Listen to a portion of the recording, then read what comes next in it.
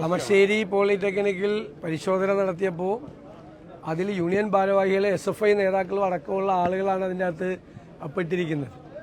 സംസ്ഥാന വ്യാപകമായി ഹോസ്റ്റലുകളിൽ, കോളേജുകളിൽ ലഹരി മരുന്ന് വിപണനത്തിൻ്റെ കണ്ണിയായി SFI മാറിയിരിക്കുകയാണ്. ഞങ്ങൾ 2022 തന്നെ നിയമസഭയിൽ വിഷയം കൊണ്ടുവന്നപ്പോൾ ഒരു വാക്കുപയോഗിച്ചു, പൊളിറ്റിക്കൽ പേട്രണേജ് ലഹരി മരുന്ന് മാഫിയയ്ക്ക് ഉണ്ട് എന്നാണ് ഞങ്ങൾ പറഞ്ഞത്. രാഷ്ട്രീയ രക്ഷാകർതൃത്വമുണ്ട്. ലഹരി മരുന്ന് മാഫിയ കേരളത്തിൽ അവരുടെ നെറ്റ്വർക്ക് വികസിപ്പിച്ചുകൊണ്ടിരിക്കുകയാണ്. ആ ചങ്ങലകൾ വർദ്ധിപ്പിച്ചുകൊണ്ടിരിക്കുകയാണ് അവരുടെ ലഹരി വിപണനത്തിൻ്റെ സംവിധാനങ്ങൾ. ഈ വർഷം 500 പേരാണെങ്കിൽ അടുത്ത വർഷത്തെ 5000 പേരാണ്. ആ കണ്ണികളെ വികസിപ്പിക്കുന്നതിൽ വലിയ പങ്ക് ഈ ക്യാമ്പസുകളിലും ഹോസ്റ്റലുകളിലും SFI എന്നുള്ള വിദ്യാർത്ഥി സംഘടന വഹിക്കുന്നുണ്ട്. അതുകൊണ്ട് CPM നേതൃത്വവും ഗവൺമെൻറ്റും കർശനമായ നടപടികൾ സ്വീകരിച്ചില്ലെങ്കിൽ ഇത് അപകടത്തിലേക്ക് പോകും. ഇപ്പോൾ പൂക്കോട് സിദ്ധാർത്ഥൻ്റെ വിഷയത്തിൽ മയക്കുമരുന്നുമായി ബന്ധപ്പെട്ട ഒരു സംഘം അതിൻ്റെ പിന്നിൽ പ്രവർത്തിച്ചിട്ടുണ്ട്. ആർക്കറിയില്ലാത്തത്? അതിൽ SFI നേതാക്കളുണ്ട്. കോട്ടയത്ത് നിങ്ങൾക്കറിയാം, അവിടെ നടന്ന സംഭവത്തിൽ SFI നേതാക്കളാണ് അതിൻ്റെ അകത്ത് പ്രതികളായി മാറിയത്. ഇപ്പോൾ പോളിടെക്നിക്കിലെ ഹോസ്റ്റലിൽ പരിശോധന നടത്തുമ്പോൾ അവിടെ നിന്ന് ഹോസ്റ്റലിൽ പഠിക്കാത്ത ആളുകൾ വന്ന് ബഹളമുണ്ടാക്കി. SFI നേതാക്കൾ പരിശോധനയ്ക്കെതിരായി. നിയമസഭയിൽ പ്രതിപക്ഷം ഈ വിഷയം ഉന്നയിച്ചതിന് ശേഷം കേരളത്തിൽ മാധ്യമങ്ങളും പ്രതിപക്ഷവും എല്ലാവരും കൂടി കേരളത്തിൻ്റെ പ്രധാനപ്പെട്ട പ്രശ്നമായി ഇത് ഫോക്കസിൽ കൊണ്ടുവന്നതിന് ശേഷമാണ് ഗവൺമെൻറ് കഴിഞ്ഞ 2 ആഴ്ചയായി ഈ പരിശോധനാ നടപടികൾ ശക്തമാക്കിയിട്ടുള്ളത്. ആ പരിശോധനാ നടപടികളുമായി കേരളത്തിലെ മുഴുവൻ ആളുകൾ സഹകരിക്കും. ഞങ്ങളെല്ലാം പൂർണ്ണമായി സഹകരിക്കും. ആ പരിശോധനയ്ക്കെതിരായി അവിടെ വന്ന് ബഹളം ഉണ്ടാക്കിയത് ആ ഹോസ്റ്റലിൽ ഇല്ലാത്ത ആളുകളാണ്. ഹോസ്റ്റലിലൊക്കെ ഇല്ലാത്ത ആളുകൾ അവിടെ പഠിച്ചു പോയവരും അവിടെ ക്യാമ്പ് ചെയ്യാണ്. മയക്കുമരുന്നിന് കാശ് ചോദിച്ചില്ലെങ്കിൽ കുട്ടികളെ റാഗ് ചെയ്യാണ്. ഇതാണ് ക്യാമ്പസിൽ നടക്കുന്നത്. ഇപ്പോൾ പ്രതിപക്ഷം ഇക്കാര്യത്തെ സംബന്ധിച്ച് നേരത്തെ പറഞ്ഞ ആരോപണവും ഞങ്ങൾ ഉയർത്തിയ ഉത്കണ്ഠയും ശരിവെക്കുന്ന കാര്യമാണ് ഇന്ന് കളമശ്ശേരിയിൽ നടന്നത് എന്ന കാര്യത്തിൽ യാതൊരു സംശയമില്ല.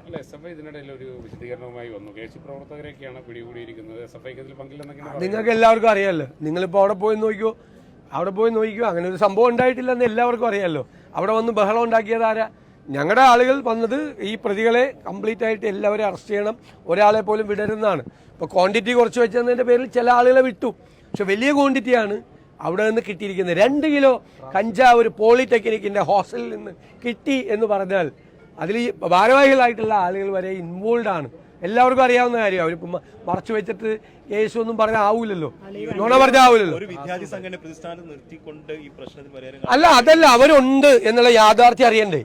വിദ്യാർത്ഥി സംഘടന എത്ര സംഭവത്തിലാണ്? ഏതെങ്കിലും സിംഗിൾ ഐസൊലേറ്റഡ് ഇഷ്യൂലാണെങ്കിൽ ഞങ്ങളത് പറയില്ല. ഞാനതുകൊണ്ടാണ് പൂക്കോട് മുതൽ പറയുന്നത്. എല്ലാ ഹോസ്റ്റലുകളിലും ഇതാണ്. തിരുവനന്തപുരത്ത് യൂണിവേഴ്സിറ്റി കോളേജിൽ ഇതാണ്. അവിടുത്തെ യൂണിയൻ മുറി എന്ന് വെച്ചാൽ ഇടിമുറിയാണ്. ഭിന്നശേഷിക്കാരനായൊരു വിദ്യാർത്ഥിയല്ലേ, അവനോട് കൊടി കെട്ടാൻ വേണ്ടി കൊടിമരത്തിൽ കയറാൻ പറഞ്ഞു. ഭിന്നശേഷിക്കാരൻ, കാലിൽ വയ്യാത്ത ആളോട്. അയാൾക്ക് ചെയ്യാൻ പറ്റിയില്ല, എനിക്ക് പറ്റില്ല എന്ന് പറഞ്ഞപ്പോൾ യൂണിയൻ മുറിയിൽ കൊണ്ട് ക്രൂരമായി മർദ്ദിക്കുകയാണ്. ഭയങ്കരമായ ഡ്രഗ്സാണ് എല്ലാ സ്ഥലത്തും. ഇവരെതിരെ പിന്തുണ കൊടുക്കുകയാണ്. അതായത് കേരളത്തിലേക്ക് ഈ രാസലഹരി ഏറ്റവും കൂടുതൽ വരുന്നത് ബാംഗ്ലൂർ ഉൾപ്പെടെയുള്ള നഗരങ്ങളിൽ നിന്നാണ്. ബാംഗ്ലൂരിന്റെ ഭരണം അല്ലെങ്കിൽ അല്ലല്ല, അങ്ങനെയാണോ? അല്ലല്ല, ബാംഗ്ലൂരിൽ നിന്ന് അല്ലല്ല. കേൾക്ക് അല്ലല്ല, അതൊക്കെ ഗവൺമെന്റാണ് മുൻകൈ എടുക്കേണ്ടത്. ഞങ്ങൾ എന്താണ് ആവശ്യപ്പെട്ടത്? നിങ്ങൾ SFIയെ കുറിച്ച് പറയുമ്പോൾ ഇത്ര അസ്വസ്ഥനാണ് എന്തിനാ? ഞങ്ങൾ ആവശ്യപ്പെട്ടത് എന്താ? ഞങ്ങൾ നിയമസഭയിൽ ഓൺ റെക്കോർഡാണല്ലോ. ഞങ്ങൾ പറഞ്ഞത് ഈ അവസാനത്തെ കാരിയേഴ്സിനെ പിടിച്ചതുകൊണ്ട് ഒരു കാര്യമില്ല. കയ്യിൽ അവസാനം ഈ ചെറിയ ക്വാണ്ടിറ്റി കയ്യിൽ വെച്ച ആളുകൾ അപ്പം തന്നെ ജാമ്യത്തിൽ വിടണം. നിങ്ങൾ 2 IG ചുമതല കൊടുക്കണം, സദേൺ റേഞ്ചിലും നോർത്തേൺ റേഞ്ചിലും. ഈ എക്സ്ക്ലൂസീവായിട്ട് ഇതിൻ്റെ ചുമതല കൊടുക്കണം. അവർ കേസ് അന്വേഷിക്കണം. അവർ 25 or 30 കേസെടുത്താൽ അതിൻ്റെ സോഴ്സ് അന്വേഷിച്ച് പോകണം. സോഴ്സ് എവിടെ നിന്നാണ് ഇത് സപ്ലൈ ചെയ്യുന്നത്? നമ്മൾ കേരളത്തിലേക്ക് സ്പിരിറ്റ് പണ്ട് ഇഷ്ടംപോലെ വരുമായിരുന്നു. എങ്ങനെയാണ് സ്പിരിറ്റ് കേരളം നിർത്തലാക്കിയത്? സ്പിരിറ്റ് എവിടെ നിന്നാണ് വരുന്നത് എന്ന് കണ്ടുപിടിച്ച് അവരെ അറസ്റ്റ് ചെയ്ത് അവരെ ജയിലിലാക്കിയപ്പോഴാണ് സ്പിരിറ്റ് ലോബി കേരളത്തിലേക്ക് സ്പിരിറ്റ് കൊടുക്കേണ്ടതെന്ന് തീരുമാനിച്ചത്. ഇവിടെ ഈ സോഴ്സ് അന്വേഷിച്ച് ഇതുവരെ പോയിട്ടില്ല. ഒരു അന്വേഷണം നടക്കുന്നില്ല. അതിനൊന്നുള്ള സംവിധാനം എക്സൈസ് ഡിപ്പാർട്ട്മെന്റിനില്ല. അതിൻ്റെ കൂടെ അവയർനെസ്സിലൂടെ അവരെ വിടുകയാണ്. അവയർനെസ് ഒന്നും നടത്തേണ്ട എക്സൈസ് ഡിപ്പാർട്ട്മെന്റും പോലീസ് ഡിപ്പാർട്ട്മെന്റും അല്ല. അതൊക്കെ വേറെ ഏതെങ്കിലും സാമൂഹ്യക്ഷേമ വകുപ്പിനെ, യുവജനക്ഷേമ വകുപ്പിനെ, കായിക വകുപ്പിനെയൊക്കെ ഏൽപ്പിക്കുക. എൻഫോഴ്സ്മെന്റ് ആണ് പ്രധാനം. എൻഫോഴ്സ്മെന്റ്. ആ എൻഫോഴ്സ്മെന്റ് നടത്താൻ എക്സൈസിനെയും പോലീസിനെയും സജ്ജമാക്കി അവർക്ക് പിന്തുണ കൊടുത്ത് ഈ സോഴ്സ് എവിടെ നിന്നാണ് ഇത് വരുന്നത്, കേരളത്തിന് ഉണ്ടാക്കുന്നുണ്ട് എന്നിപ്പോൾ പറയപ്പെടുന്നുണ്ട്. പക്ഷേ കൂടുതൽ വരുന്നത് കേരളത്തിന് പുറത്തു നിന്നാണ്. ആ സോഴ്സ് കണ്ടുപിടിച്ച് അതില്ലാതാക്കാൻ വേണ്ടിയിട്ടുള്ള ശ്രമം ഗവൺമെന്റ് നടത്തണം. കേരളത്തിനകത്തേക്ക് ഈ വൻ ക്വാണ്ടിറ്റിയാണ്. ഞാൻ പറഞ്ഞല്ലോ, നിങ്ങൾക്ക് ഒരു സാധനം, ഏത് ഡ്രഗ് ആവശ്യമുണ്ടെങ്കിലും കേരളത്തിലെ ഏത് കുഗ്രാമത്തിലും ഏത് പട്ടണത്തിലും 10 മിനിറ്റിനും 15 മിനിറ്റിനും ഇടയിൽ കിട്ടും. സാധനം അവൈലബിൾ ആണ്. അപ്പോൾ അതിൻ്റെ നെറ്റ്വർക്ക് എന്ന് പറയുന്നത് അത്ര വലുതാണ്. ഗവൺമെന്റിനും എൻഫോഴ്സ്മെന്റിനും പബ്ലിക് സപ്പോർട്ടോടുകൂടി നടത്തുന്ന ഒരു മൂവ്മെന്റിനും മാത്രമേ അത് കഴിയുകയുള്ളൂ. അല്പനേരം മുമ്പ് SFI ഏരിയ സെക്രട്ടറി പബ്ലിക്കായി ഒന്ന് പറയുകയാണ് മാധ്യമങ്ങളോട്, ഇതിൽ SFIക്ക് പങ്കില്ല, പകരം KSU ആണ്, അവരാണ്. ഞാൻ അതൊക്കെ വല്ല KSUക്കാരും മറുപടി പറഞ്ഞോളൂ. ഞാൻ അതിന് മറുപടി പറയേണ്ട ആളല്ലേ. നിങ്ങൾക്ക് എല്ലാവർക്കും അറിയാവുന്ന കാര്യമല്ലേ. നിങ്ങൾ തന്നെയല്ലേ റിപ്പോർട്ട് ചെയ്തത്. എന്നാൽ പിന്നെ നിങ്ങൾ റിപ്പോർട്ട് ചെയ്തല്ല നോണയാണോ? നിങ്ങൾ റിപ്പോർട്ട് ചെയ്തെല്ലാം നോണയാണോ? അറിയപ്പെടുന്ന ഭാരവാഹികളല്ലേ, എല്ലാവർക്കും അറിയാലോ. 2 കിലോ കഞ്ചാവ് പിടിച്ചു എന്ന് പറഞ്ഞ ആ റൂമിലെ അവിടെ ആദിൽ എന്ന് പറയുന്ന ഒരാളുടെ, അയാള് KSUവിന്റെ ആർട്സ് ക്ലബ് സെക്രട്ടറി. നിങ്ങൾ വെറുതെ അതൊന്നും പറയട്ടെ. അറസ്റ്റിലായ ആളുകൾ SFIക്കാരാണല്ലോ. SFIയുടെ ഭാരവാഹികൾ ഉൾപ്പെടെയുള്ള ആളുകൾ അറസ്റ്റിലായിട്ടല്ലേ. നിങ്ങൾ ഈ സാധനത്തെ ചെറുതാക്കാൻ നോക്കണ്ട. ഈ സംഭവം ഒരു പ്രധാന പ്രതിയില്ല. നിങ്ങൾ ഈ സംഭവത്തെ ചെറുതാക്കാൻ നോക്കി അവരെ രക്ഷപ്പെടുത്താൻ വേണ്ടിയിട്ട് നിങ്ങൾ ശ്രമിക്കണ്ട. നിങ്ങൾ കൈരളിയിൽ നിന്ന് വന്നു കഴിഞ്ഞിട്ട് SFI നേതാക്കന്മാരെ രക്ഷിക്കാൻ നോക്കണ്ട. SFI നേതാക്കന്മാർ കേരളത്തിലെ ഏത് ക്യാമ്പസിൽ ഈ പ്രശ്നം ഉണ്ടെങ്കിലും അവിടെ എല്ലാം ഇൻവോൾവ് ആണ്. അവരെ ഉണ്ടെന്ന് ഇൻവോൾവ് ആണ്. അവർ ഇൻവോൾവ് ആണ്. പ്രബലരായിട്ടുള്ള ആളുകളുടെ അല്ല. ഇവരുടെ കയ്യിലാണ് നെറ്റ്വർക്ക്. ഇവരാ നെറ്റ്വർക്കിന്റെ ഭാഗമാണ്. അത് നിങ്ങൾ അന്വേഷിച്ചോ. എത്ര സ്ഥലത്തായി? ഒരു സ്ഥലത്താണെങ്കിൽ ഞാൻ പറയില്ല, 2 സ്ഥലത്താണെങ്കിലും ഞാൻ പറയില്ല. ഇത് 1 ഡസനിലധികം സ്ഥലങ്ങളിലായി ഈ വിഷയം ഉണ്ടാകുന്നു. അപ്പോൾ പിന്നെ അത് ഒളിച്ചു വയ്ക്കുക. പിന്നെ അവർ വന്നിട്ട് ഞങ്ങൾ ക്ഷമിക്കണം, നിങ്ങൾ ഞങ്ങളുടെ നേതാക്കന്മാരുടെ മുറിയിൽ നിന്ന് കഞ്ചാവ് പിടിച്ചു എന്ന് ക്ഷമിക്കണമെന്ന് അവർ പറയും. അവരെന്തെങ്കിലും പറഞ്ഞിട്ടുണ്ട്?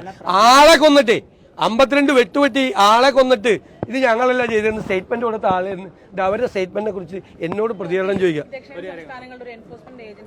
അതല്ല ഗവൺമെന്റ് ഇനീഷ്യേറ്റീവ് എടുത്ത് ചെയ്യേണ്ടതാണ്. ഞങ്ങൾ അതിനെല്ലാം സപ്പോർട്ട് ചെയ്യും. ഞങ്ങൾ തീർച്ചയായിട്ടും പറഞ്ഞല്ലോ, ഞങ്ങൾ ഇതിന്റെ സോഴ്സ് പിടിച്ച് കേരളത്തിലേക്ക് ഇത് വരില്ല എന്ന് ഉറപ്പുവരുത്തണം. അയൽ സംസ്ഥാനങ്ങളുമായിട്ടോ കേന്ദ്ര ഗവൺമെന്റുമായിട്ടോ എല്ലാവരുമായിട്ടും ബന്ധപ്പെടുത്തി പറയാം. അവിടെയൊക്കെ കോൺഗ്രസ് അല്ല, ഞങ്ങളല്ല കോർഡിനേഷൻ സ്റ്റേറ്റ്. ഞങ്ങൾ ആവശ്യപ്പെട്ടിട്ടുണ്ടല്ലോ, ഞങ്ങൾ പറഞ്ഞിട്ടുണ്ടല്ലോ. സദേൺ സ്റ്റേറ്റുകളുടെ മാത്രമല്ല, മഹാരാഷ്ട്രയിൽ നിന്ന്, ബോംബെയിൽ നിന്ന്, ഗുജറാത്തിൽ നിന്ന്, ഈ കോസ്റ്റൽ ഏരിയയിൽ നിന്ന് ഇതെല്ലാം സാധനം വരുന്നുണ്ട്. മനസ്സിലായില്ല. മുന്ദ്ര പോർട്ടിൽ നിന്നാണ് ഏറ്റവും വലിയ ക്വാണ്ടിറ്റി ഇന്ത്യയിൽ പിടിച്ചത്. അങ്ങനെയുള്ള ഒരുപാട് കേസുകളുണ്ട്. അപ്പോൾ ഒരുപാട് ഇപ്പോൾ സദേൺ സ്റ്റേറ്റുകളുടെ ഒരു നല്ല കോർഡിനേഷൻ ഉണ്ടാവുകയാണെങ്കിൽ നല്ല റിസൾട്ട് ഉണ്ടാവും. ഒന്നും ചെയ്തില്ലല്ലോ ഇത്ര നാൾ. ഇത് ഇന്നലെ മിനിങ്ങാന്ന് തുടങ്ങിയതാണോ?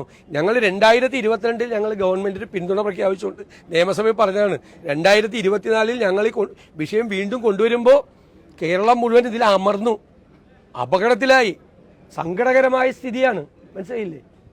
ഒരു കാര്യം കൂടി, കരുവന്നൂർ കള്ളപ്പണ ഇടപാടിൽ കെ രാധാകൃഷ്ണൻ ED സമൻസ് നൽകിയിരിക്കുകയാണ്. അതറിയില്ല. അതിന്റെ നടപടിക്രമത്തിന്റെ ഭാഗമായിട്ടായിരിക്കും. അദ്ദേഹം തന്നെ പറഞ്ഞിട്ടുണ്ടല്ലോ അതുമായിട്ട് പൂർണ്ണമായി സഹകരിക്കുമെന്ന്. നടപടിക്രമത്തിന്റെ ഭാഗമായിട്ടായിരിക്കും. എന്തായാലും അവിടെ കൊള്ള നടന്നിട്ടുണ്ട്, തട്ടിപ്പ് നടന്നിട്ടുണ്ട്. CPM ഓഫീസിലേക്ക് അവിടെ നിന്നുള്ള പൈസ പോയിട്ടുണ്ട്, അത് അവിടെ പിടിച്ചു വെച്ചിട്ടുണ്ട് ഇല്ലേ. അവിടെ നിന്നുള്ള പണം CPM ഓഫീസിലേക്ക് പോയിട്ടുണ്ടല്ലോ. ആ ബോർഡിന്റെ അപ്പോൾ അന്നത്തെ സെക്രട്ടറി ആയിരുന്ന ആളോട് വിശദാംശങ്ങൾ അറിയാൻ വേണ്ടിയിട്ടുള്ള നടപടിക്രമങ്ങളുടെ ഭാഗമായിരിക്കും. ഞങ്ങൾക്ക് ഇതിന്റെ ഡീറ്റെയിൽസ് അറിയില്ല, വരുമ്പോൾ പറയാം.